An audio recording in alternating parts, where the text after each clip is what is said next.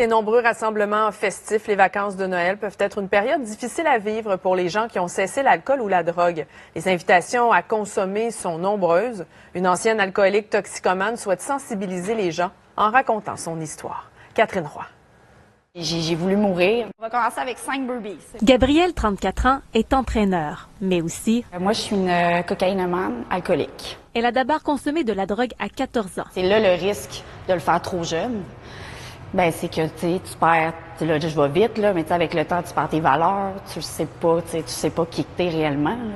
Jusqu'à temps que tu arrêtes, que là, tu constates des affaires, que ça faisait longtemps que tu gelais, puis que tu noyais dans l'alcool. C'est à 21 ans qu'elle considère être toxicomane. 21 ans, là, la cocaïne a embarqué dans ma vie, puis là, mais ça prend du temps.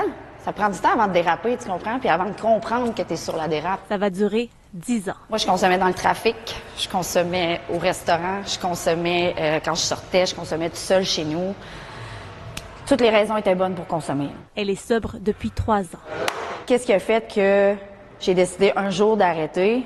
C'est parce que mon père m'a posé une question, puis c'est est-ce que ça gâche ta vie? Malgré tout, Gabrielle a trouvé difficile le temps des fêtes. Puis la solitude pendant le temps des fêtes, c'est juste pour nous rappeler qu'on est tout seul. Puis ça, c'est pas facile pour certaines personnes. Puis surtout qu'il y en a qui savent pas quel organisme aller voir, où aller chercher de l'aide, puis c'est tout à fait normal. Puis c'est surtout de prendre le guts de le faire. Culturellement, puis historiquement, l'alcool a pris beaucoup de place dans nos festivités. Puis je pense que c'est peut-être une des raisons pour laquelle les gens qui, par exemple, viennent en thérapie vont trouver ça plus difficile dans le temps des fêtes parce que ils savent qu'ils vont se le faire proposer. Ils savent que ça va être difficile de résister à l'offre.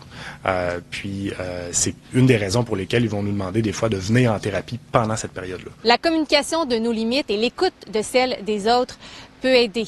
Mais au besoin, il ne faut pas hésiter à aller chercher de l'aide avec des groupes de soutien ou encore des centres de thérapie comme ici.